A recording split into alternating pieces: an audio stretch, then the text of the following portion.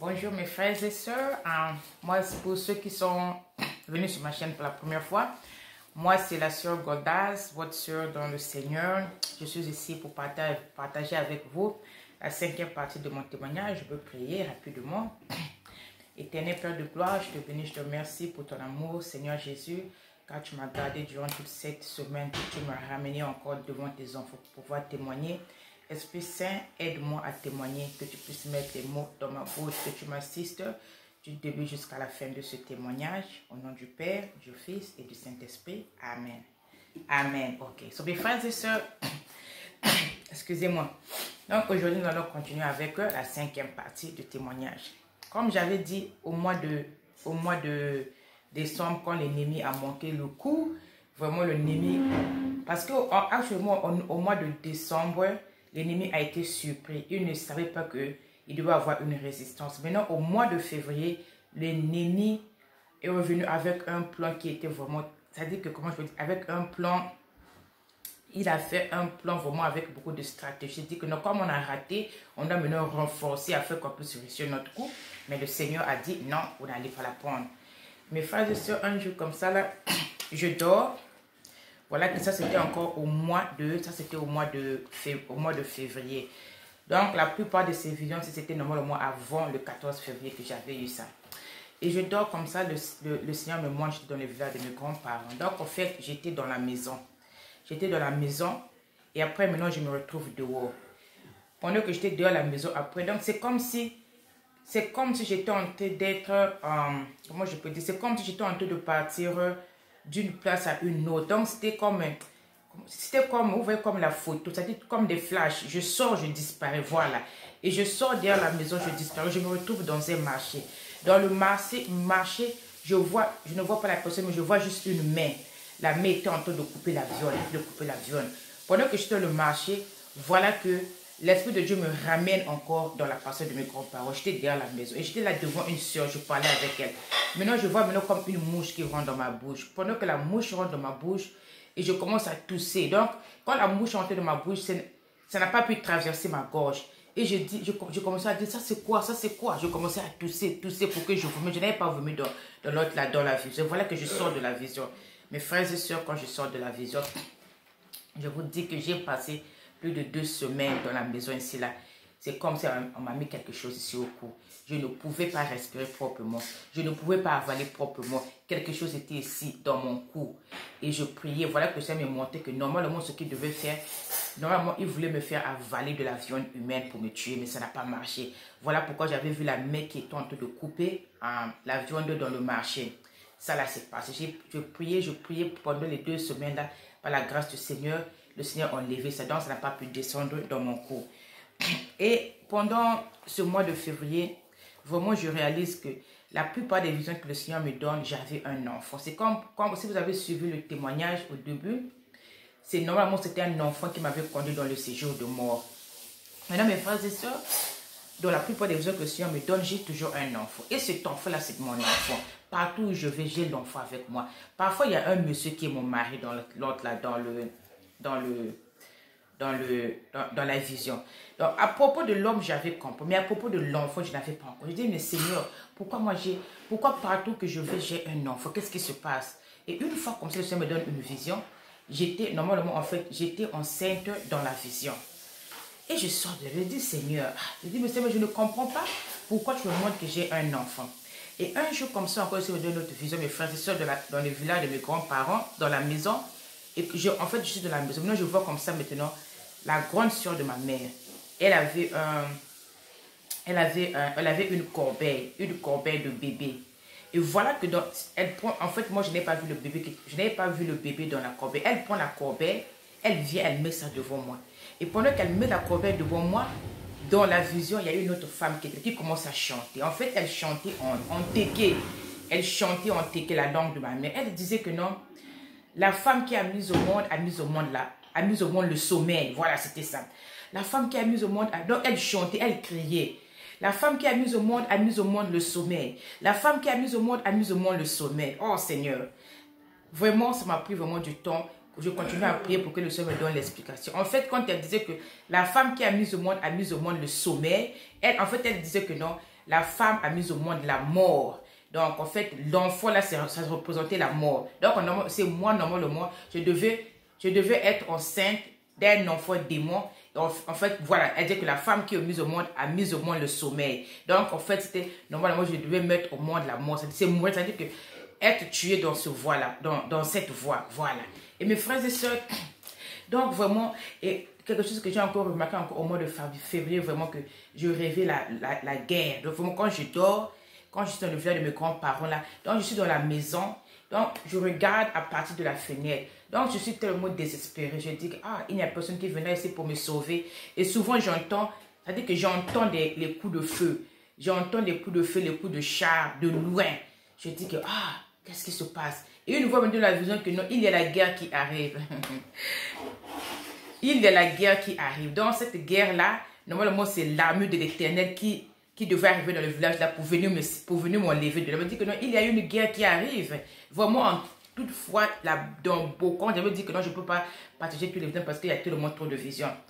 Je vais seulement partager ceux-là que je pense que vraiment sont un peu, vraiment très très importantes. Et mes frères et sœurs, je vous dis que, on me dit toujours que non, il y a la guerre qui arrive. La guerre est en train d'arriver. Voilà.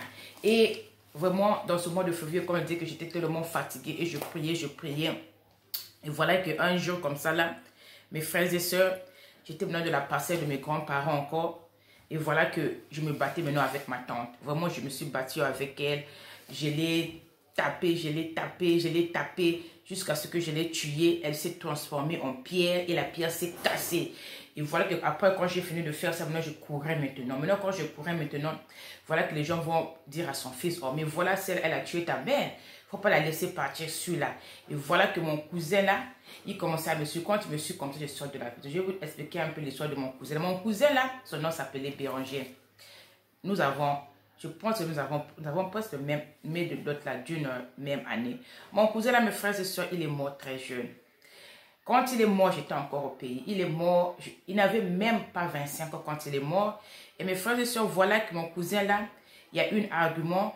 Il s'est discuté avec l'un de ses amis. Et son ami là il avait un arme de chasse avec lui. Et voilà que l'ami le tire ici. Il meurt.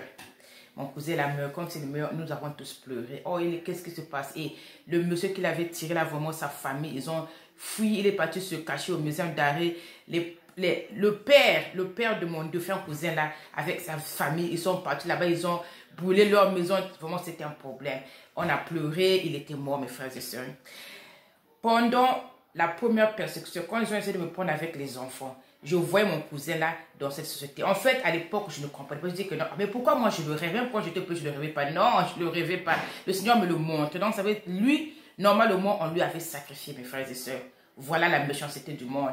Donc, on lui avait sacrifié. Parce que si, comme j'avais dit que quand vous mourrez d'une mort normale, vous ne pouvez pas vous retrouver dans le monde de pandémonium en train de servir.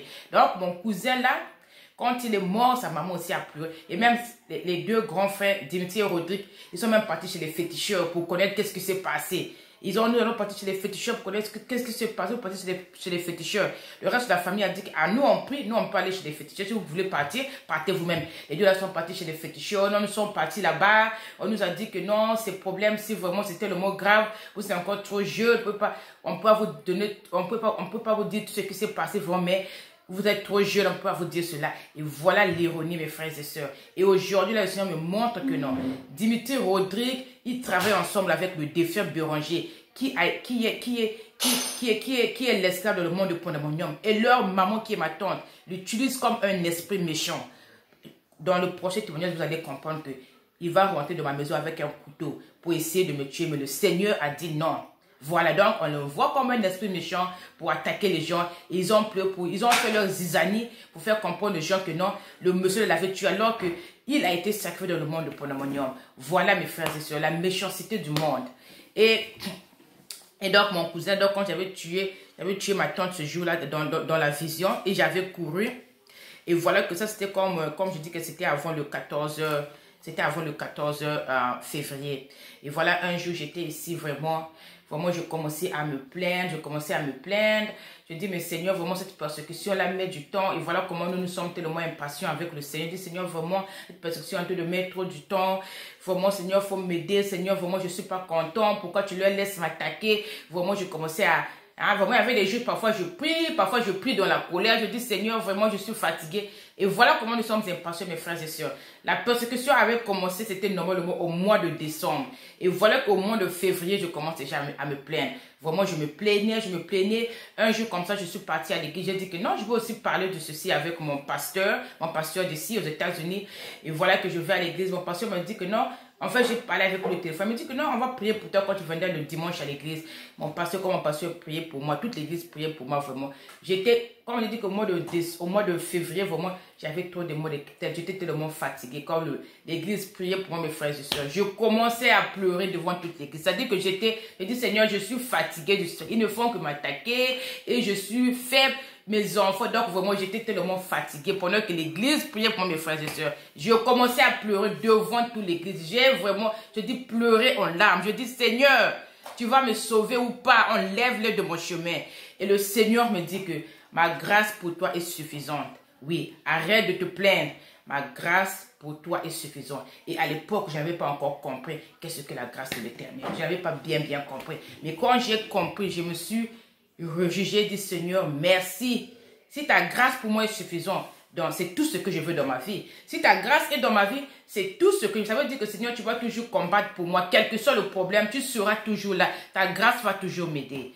Et voilà, mes frères et sœurs, au mois de février, un jour comme ça là, je suis partie à l'école. Donc, c'était, comme je dis, avant le 14 février, il y a beaucoup de choses qui se passaient. Je vais à l'école comme ça, mes frères et sœurs. J'étais dans le laboratoire. J'ai travaillé avec des acides, des produits. Et voilà, mes frères et sœurs. Comme normalement, eux, ils avaient prévu de m'exécuter entre le 8 et le 14 décembre. Non, le 8 et le 14 février.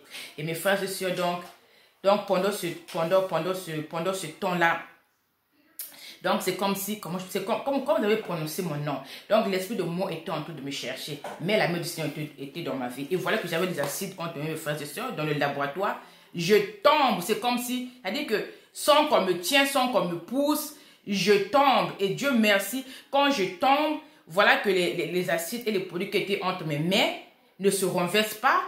Ou ça peut même rentrer dans ma bouche, ou dans mes yeux, ou même sur ma face, me brûler. Mais vraiment, mes frères et sœurs, quand je suis tombée, ça n'a rien, c'est-à-dire que ça c'est resté intact dans les petits tubes que j'avais entre mes mains. Et voilà que l'autre là, le professeur, elle avait peur. Elle dit, oh, est-ce que ça va? Tu veux que j'appelle les meilleurs gentils? Je dis que non. Je dis, ça va, madame. Je dis vraiment, ça va. Elle me dit, tu es sûre? Je dis, ça va. Et mes frères et sœurs, je me suis levée. Quand j'ai fini de travailler maintenant, le laboratoire, quand je partais à la maison, pendant que je marchais pour aller à la voiture. Donc, je suis tombée sur mon pied droit et sur mon pied gauche, je commençais maintenant à sentir une douleur et je commençais à boiter. Après, j'ai dit, ah, c'est donc quoi? Ils m'ont eu ou comment? J'ai dit, donc, ils m'ont eu ou comment? Donc, je commençais à boiter maintenant. Et mes frères et sœurs, quand j'arrive à la maison, vraiment, cette nuit-là, je n'ai pas pu dormir. J'étais tourmentée. En fait, la peur commençait à me gagner. Maintenant, je dis que non, ah, donc ils m'ont eu. Vraiment, je commençais maintenant à avoir peur. Et voilà que j'avais l'insomnie toute la nuit comme ça. Et je me réveille vers les 2 heures.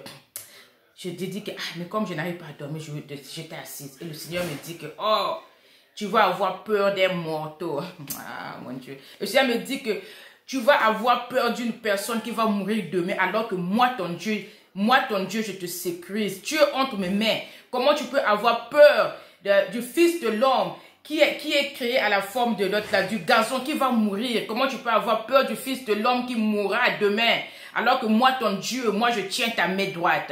Et voilà, mes frères et sœurs, quand je reçois ça du Seigneur, vraiment, donc c'était comme si, cette parole-là, ça enlevait la peur de moi. Donc, dès que j'ai reçu ça, quand je repars au lit comme ça, vraiment, je me suis endormie tranquillement. Jusqu'au lendemain matin, je m'endors. Et voilà, mes frères et sœurs, pendant le mois avant, au début du mois de février, là, vraiment, je commençais à me plaindre. Je dis, Seigneur, mais cette persécution-là qui est sur mon chemin, mais moi, je ne sais même pas prier. J'entends les gens parler du combat spirituel, mais je ne sais pas comment. Il dit, Seigneur, mais je ne sais pas comment prier. J'ai dit, mais je ne sais pas, mais comment je veux faire, Seigneur? Seigneur, tu dois m'aider, tu dois m'apprendre le combat spirituel toi-même. Et voilà que toutefois, quand je vais dans l'autre, là, dans la chaîne du frère, en fait, c'est le frère Ngondé Péniel, c'est là que j'avais suivi le témoignage des faux cheveux que le Seigneur m'avait appelé. Et voilà que, à toutefois, je partais là-bas, j'ai écouté des témoignages pour me fortifier. Vraiment, cette chaîne m'a vraiment aidé. Vraiment, m'a vraiment aidé. Et mes frères et sœurs, donc, à toutefois, quand je rentrais là-bas, il y avait un témoignage que YouTube me recommandait, qui disait que non, le pasteur, un ancien sataniste, sauvé par le Seigneur Jésus-Christ, pasteur Oscar de la Côte d'Ivoire. Et quand je rentre là, vraiment, quand je vois, je dis que non, ça, je dis que mais là, tout le monde, vraiment, une personne veut aller sauver, que non, mais voilà, moi, je vous dis que mais tout le monde tourne de mensonges, je sais. Après, je me dis que non, ah, mais tout fait, quand je rentre ici, là, YouTube ne fait que me recommander ce témoignage. Je vais d'abord essayer de rentrer pour voir ce qui est derrière ce témoignage. Mes frères et sœurs, je clique. Quand je suis ça, je dis, wouh, je dis, c'est ça, je dis vraiment, je dis, Seigneur, merci. Le témoignage de pasteur Oscar parle du, comment on appelle ça, du combat spirituel. Donc, le monsieur là était un sataniste. Il était initié depuis son enfance. Et Dieu l'a fait grâce. En tout cas, je vous dis, mes frères et sœurs, si vous êtes dans le combat spirituel, vous devez suivre ce témoignage-là. Vraiment, ce témoignage-là, comment je peux dire, il explique beaucoup de secrets dans le monde des ténèbres. Et il donne beaucoup de versets bibliques. Ça là, c'est pour ça. Et vraiment, quand je suivais le témoignage, là, j'avais mon bic. J'avais mon bic et mon cahier, je prenais note. Vraiment, c'est à partir de ce témoignage que j'ai commencé à apprendre beaucoup de versets bibliques. C'est pour le combat, ça c'est pour ceci, ça c'est pour cela, pour la protection. Quel est le temps de la journée que vous devez rester. Donc, vraiment, j'ai commencé à apprendre. C'était un long témoignage. Donc, chaque jour, je suivais un épisode. Et mes frères et sœurs, j'ai appris que dans le livre d'Apocalypse, Apocalypse 15, c'est Apocalypse 15 de 3 à 4. C'est la chanson de Moïse. Et pasteur Oscar disait que non, la chanson de Moïse est très dangereuse à utiliser seulement au moment. C'est-à-dire, quand vous avez, par exemple, quand vous êtes attaqué, vraiment, vous utilisez ça au moment que vous avez besoin d'aide. Voilà. Et moi, maintenant, un jour comme ça, là, je vais au lit. C'était au moment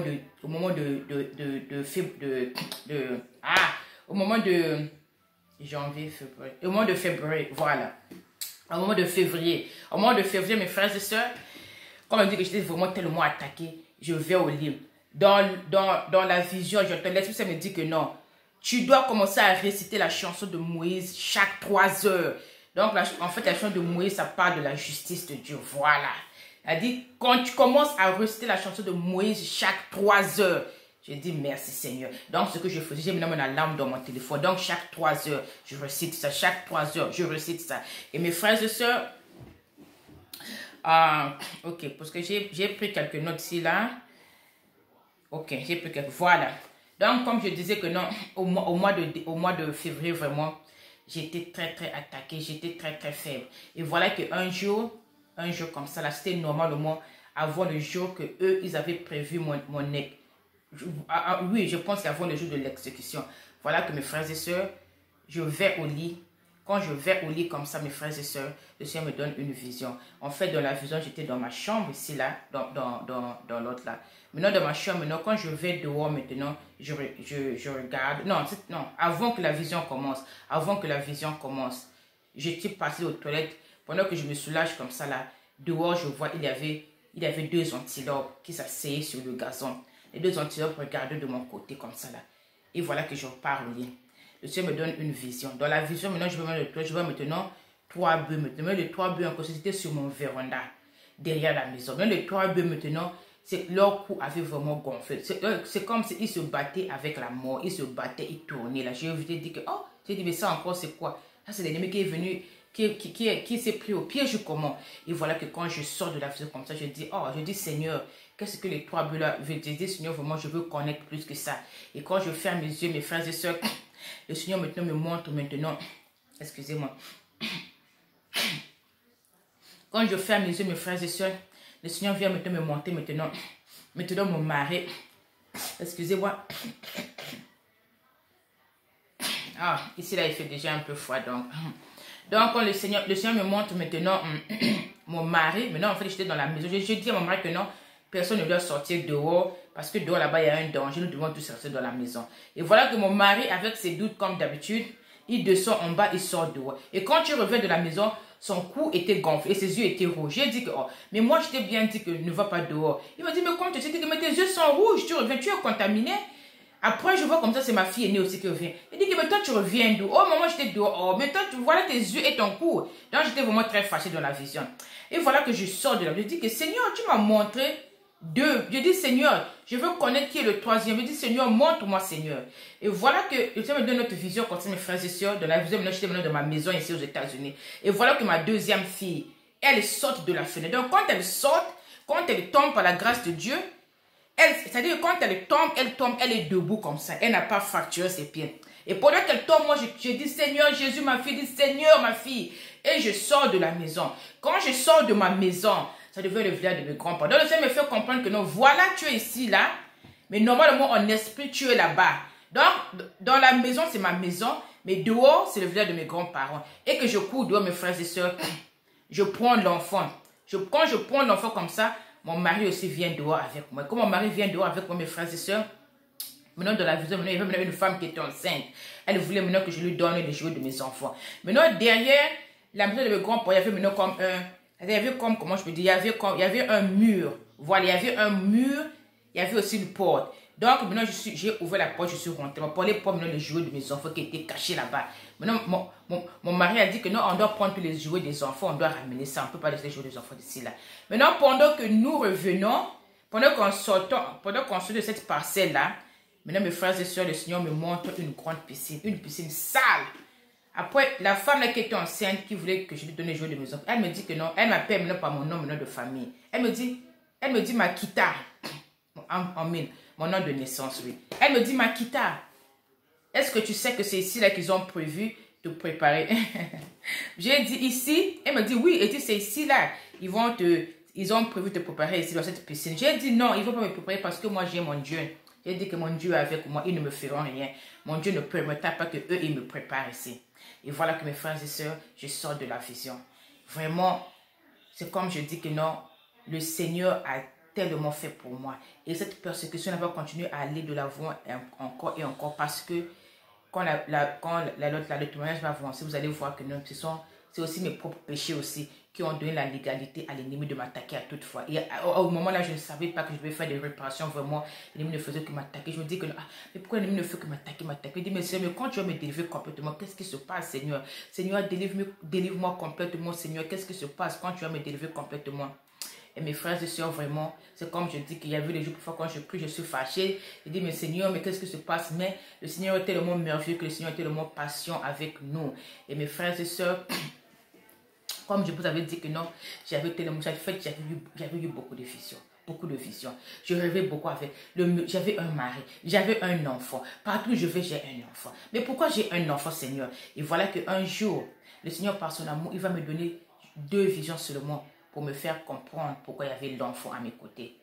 Et mes frères et sœurs, en fait, ça là maintenant, c'est après. Ils ont raté leur coup de février. Quand ils ont raté leur coup, mais ils continuent ainsi. Ça c'était maintenant après le 14 février, les visions là maintenant.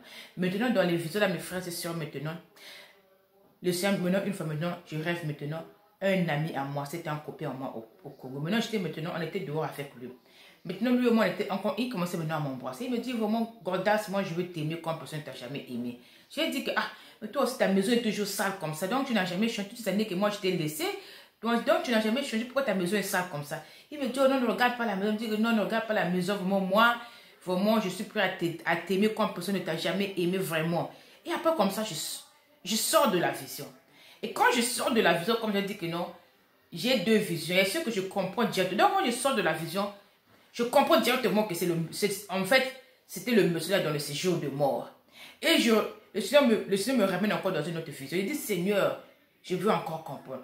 Mais dans une autre vision, maintenant, mes frères et sœurs, maintenant, j'étais maintenant dans une maison. En fait, j'étais dans une maison, j'étais maintenant comme, en fait, moi maintenant, je observais. J'étais maintenant l'observateur. Dans la maison là, mes frères et sœurs, il y avait une femme.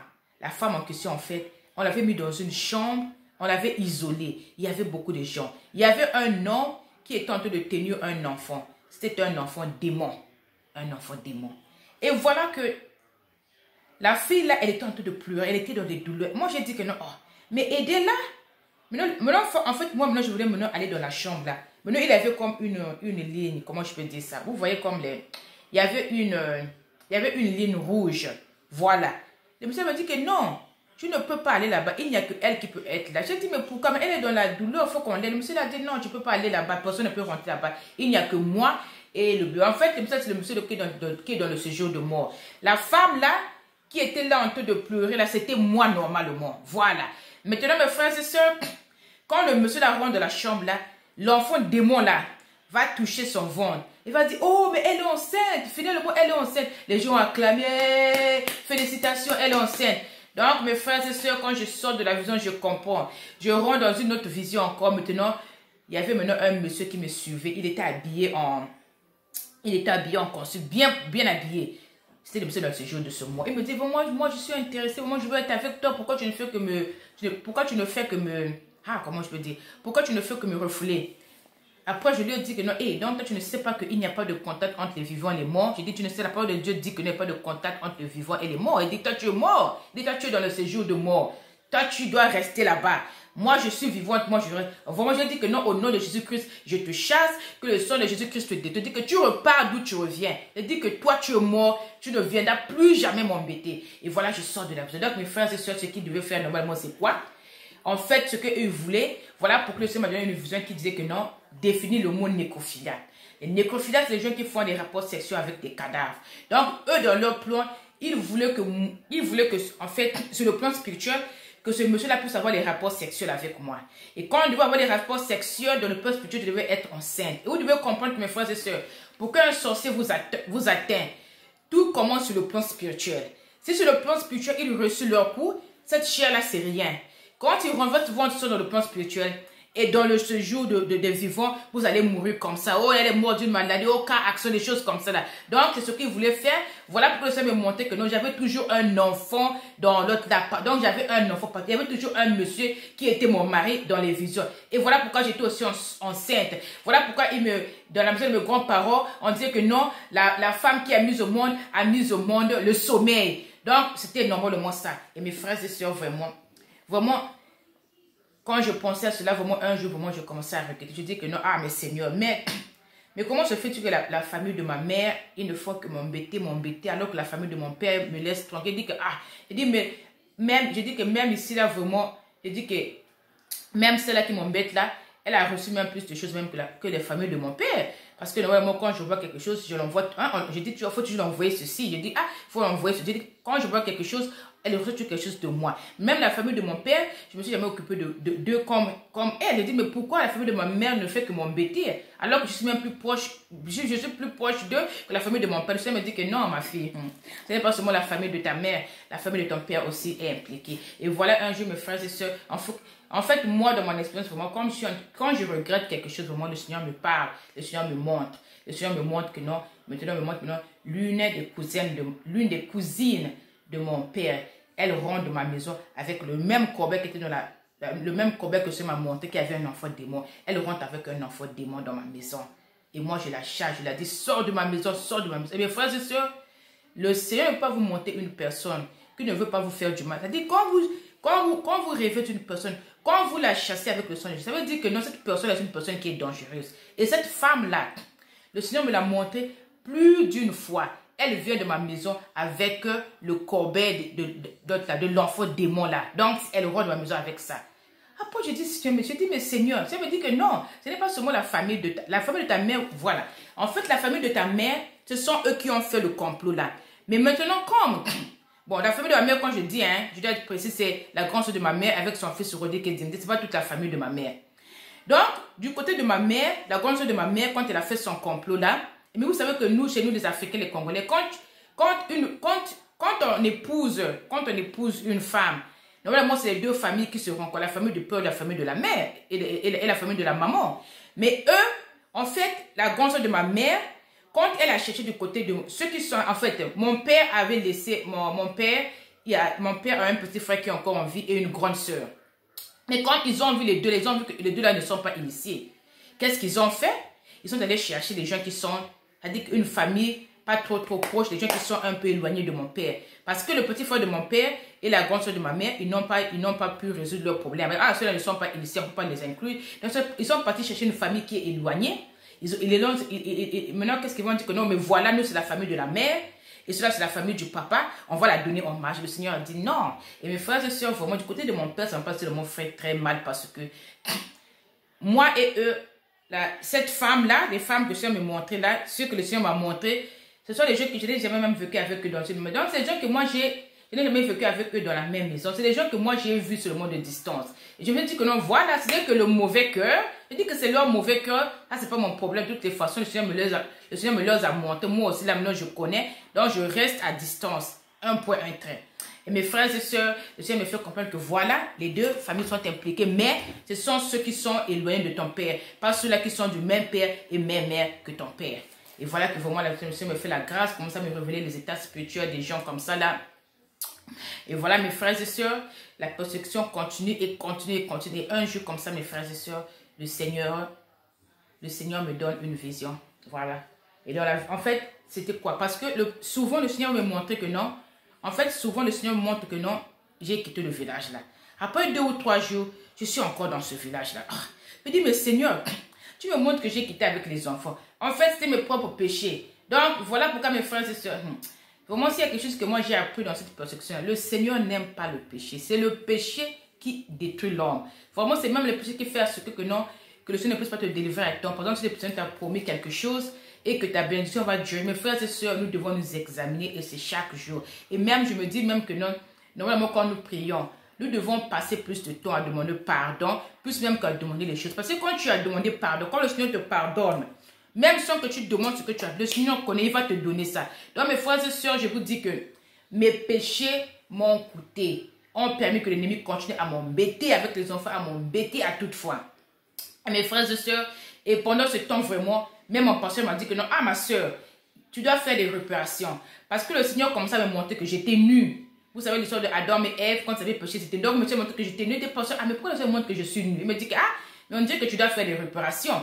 Mais les réparations en question, si je ne connaissais pas, je dis, mais Seigneur me montre-moi. Donc, pendant que je faisais mes propres péchés là, l'ennemi continuait à m'attaquer. Il fallait qu'un jour comme ça, encore, en menant un, j'étais assis sur mon lit, je dis que mes Seigneur, vraiment, ah, mais comment c'est fait que tu me délivres, on me ramène là-bas. Je dis, mais Seigneur, donc vraiment, j'étais triste, quoi. En fait, je parlais seul dans mon cœur. Donc, j'étais triste. Je dis, Seigneur, mais vraiment, ah, mais comment eux, ils font pour me ramener là-bas? Hein? Tu me ramènes ici, eux me ramènent. Je dis, Seigneur, comment eux, ils font pour me ramener là-bas, Seigneur? Et voilà, mes frères et sœurs, le même jour que j'étais en train de regretter dans les après-midi, quand je vais au lit pendant le Seigneur dit que non, je vais te montrer comment il te ramène là-bas. Donc, mes frères et sœurs, je ferme les yeux comme ça là. Quand je ferme les yeux, mes frères et sœurs, maintenant la vision commence. Dans la vision maintenant, j'étais sur le lit, je dormais dans la vision. Et j'entends une force qui tombe sur le toit de ma maison, là où je mets ma tête. Et quand la force là tombe, voilà que je ouvre les yeux, mais dans la vision. Et quand maintenant je sens maintenant une force qui me retire du lit. Et voilà que maintenant, je monte dans le plafond. Donc, je sors du plafond de ma maison. Et je sens quelqu'un qui a tenu ma main. Mais je n'ai pas vu qui était la personne. Donc, mes frères et sœurs, maintenant, nous avons voyagé dans une vitesse très... Donc, nous sommes rentrés dans les nuages.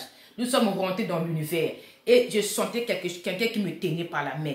Donc, cette force-là comment je dis, cette force-là me guidait très vite. On partait à une vitesse très élevée. Il n'y a pas de secret, notre Dieu notre Dieu est souverain. Et voilà mes frères et sœurs, quand on arrive quelque part dans les nuages, voilà que la force relâche ma main. Quand ça relâche ma main, je tombe. Quand je tombe sur le sol, je suis dans le village de mes grands-parents. Voilà, c'est comme ça là qu'ils me ramènent là-bas. Donc, voilà, je ne sais pas qu'est-ce qu'ils utilisent. Donc, c'est comme ça là que eux me... Donc, je me dis que non, voilà, c'est comme ça là que eux te ramènent. Je vais te montrer. Mes frères et sœurs, normalement, quand eux me ramènent là-bas, ils m'emmènent dans une chambre. Et sur le plan spirituel, ils me chicotent. Donc, Dimitri et Rodrigue, parce que le Seigneur m'a fait la révélation que non, quand ils te ramènent là-bas, Dimitri et Rodrigue, ils te chicotent. Ils disent que toi, tu n'entends pas. À toute fois, nous, on te ramène et si tu ne fais que t'enfuir. Donc, toi, tu es têtu, tu n'entends pas, tu ne fais que t'enfuir. Donc, ils me chicotent, Dimitri et Rodrigue. Ils disent, Seigneur Jésus, la vengeance t'appartient. Moi, je ne suis qu'un être, mais je ne peux pas me venger parce que ta parole dit que la vengeance m'appartient. Dit que Seigneur, la vengeance t'appartient. Moi, je crois dans ma vie qu'à moins que eux, ils se repentent. S'ils ne se repentent pas, un jour dans ma vie, moi, je vais voir ta justice. Et je dis, Seigneur Jésus, la vengeance t'appartient. Donc, quand ils me ramènent là-bas, ils me chicotent. Toi, tu es têtu, donc ils me mettent dans une chambre, ils me chicotent sur le plan spirituel. Et voilà que cette fois-ci-là, mais comme le Seigneur a permis que, en fait, c'est le Seigneur qui a permis ça. Donc, eux n'avaient pas eu la possibilité de me ramener dans cette chambre-là pour me chicoter. Maintenant, qu'est-ce qui se passe? Dès que je tombe sur l'autre là, je tombe sur le sol derrière la maison de mes grands-parents, voilà que le Seigneur met un couteau entre mes mains. Un couteau long, mes frères et sœurs. Un couteau sort entre mes mains. Maintenant, je cherchais maintenant la grande sœur de ma mère. Parce que c'est elle qui est l'originaire de tous ces problèmes-ci. Voilà que normalement, quand eux me ramènent là-bas, comme c'est eux qui me ramènent là-bas, ils me tirent, ils me mettent quelque part, ils me chicotent, ils m'enferment. Mais maintenant, comme le Seigneur a permis que non, je vois cela, maintenant le Seigneur me donne la force, maintenant un côté. Maintenant, quand je la retrouve, mes frères et sœurs, je me suis battue avec elle. En tout cas, je l'ai poignardée, je l'ai tuée, elle a saigné. Je l'ai poignardée, je l'ai tuée. Quand je l'ai tuée maintenant, je laisse le couteau, je commençais maintenant à courir. Maintenant, son fils, le défunt cousin, Béranger, comme c'est lui qui était un esprit méchant, c'est lui qu'eux ils utilisent pour envoyer. Normalement, même dans beaucoup des vidéos que je peux partager avec vous, quand moi je suis dans cette maison, c'est lui qui me surveille pour que je m'enfuis pas. Donc c'est lui qui est en train de me surveiller pour que je ne m'enfuis pas avec les enfants. Et voilà mes frères et sœurs. Donc quand j'ai laissé le couteau, je commençais maintenant. Quand je courais maintenant.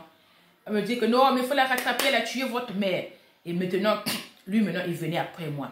Maintenant, quand il venait après moi, maintenant je viens comme ça. En fait, le village de mes grands-parents là, c'est sur la montagne. Donc quand vous venez, vous montez la montagne. Donc maintenant, quand j'ai descendu sur la montagne comme ça là, maintenant, devant moi maintenant, dans un côté, il y avait maintenant mon église. Je vois maintenant l'église qui est ici aux États-Unis. Je vois maintenant tous les frères et sœurs de l'église.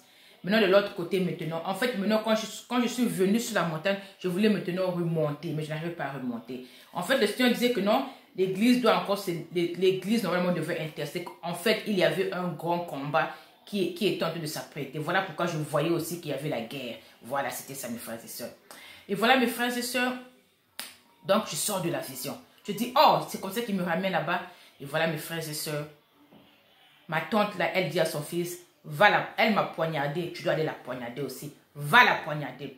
Et mes frères et sœurs, mon cousin là vient dans ma maison ici. Donc pendant que je sors de la maison, je dis, ah mon Seigneur, merci pour cette victoire. Pendant que je ferme les yeux. Donc j'étais sur le lit. Donc c'est comme si je dormais, c'est comme si je ne dormais pas.